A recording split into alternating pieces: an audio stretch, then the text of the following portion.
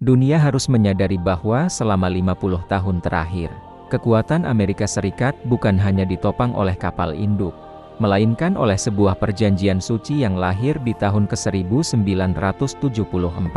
Saat itu, Washington dan Riyadh sepakat bahwa minyak Saudi hanya boleh dijual dalam mata uang dolar. Inilah awal mula lahirnya era petrodollar, sebuah sistem yang memaksa setiap negara di dunia termasuk Indonesia untuk menimbun dolar di bank sentral mereka jika ingin membeli energi. Tanpa cadangan dolar, sebuah negara tidak bisa menggerakkan mesin industrinya karena tidak bisa membeli minyak. Namun, hari ini pernikahan geopolitik tersebut sedang diambang perceraian yang berisik.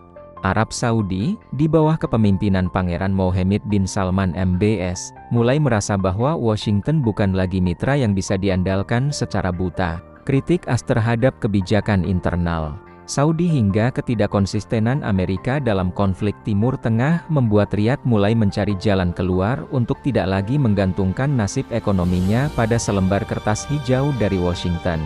Riyadh sadar, menggantungkan leher ekonomi pada negara yang sering menggunakan sanksi finansial sebagai senjata adalah bunuh diri strategis.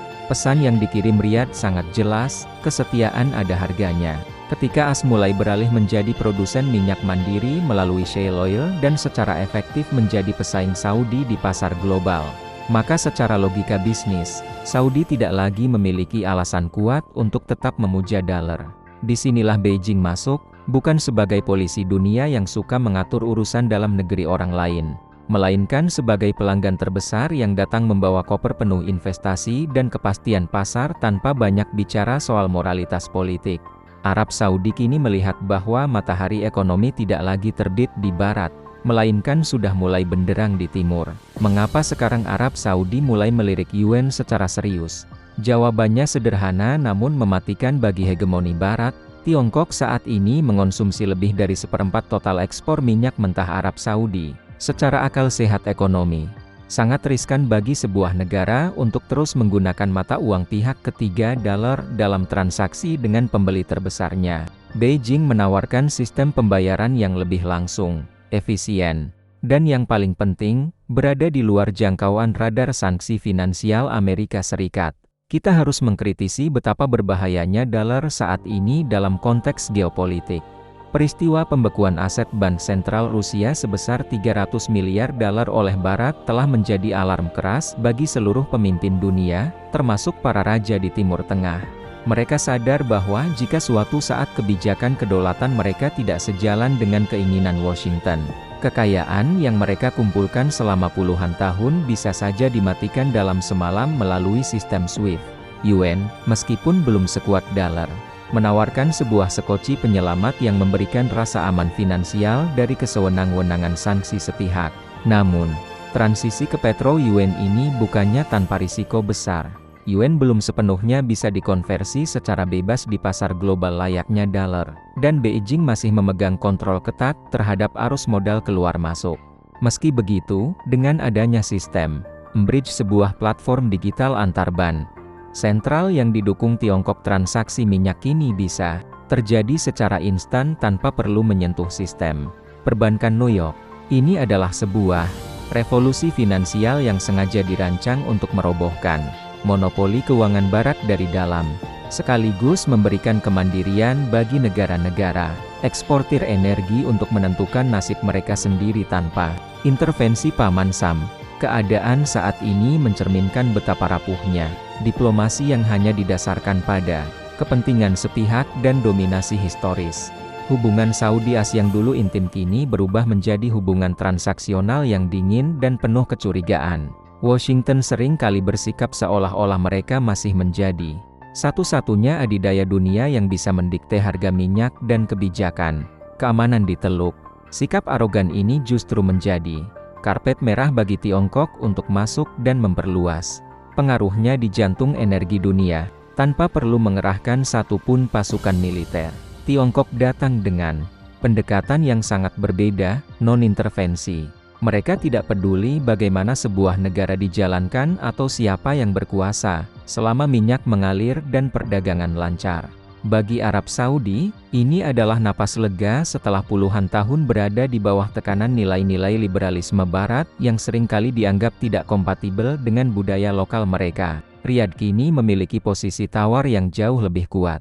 Mereka bisa mengancam Washington dengan yuan, dan mengancam Beijing dengan pengalihan pasokan, menempatkan Saudi sebagai pemegang kunci baru dalam peta kekuatan dunia. Kritik utamanya adalah, apakah Washington terlalu terlambat untuk menyadari kesalahan fatalnya?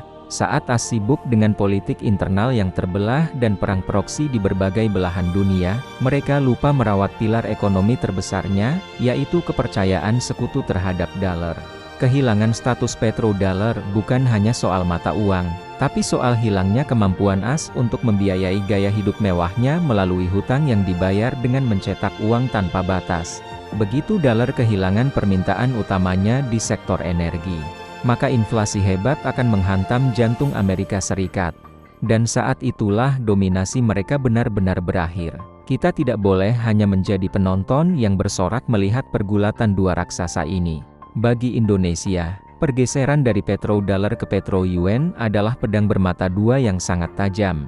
Di satu sisi, jika permintaan dolar global menurun, nilai tukar rupiah terhadap dolar mungkin akan terlihat lebih stabil atau menguat secara nominal.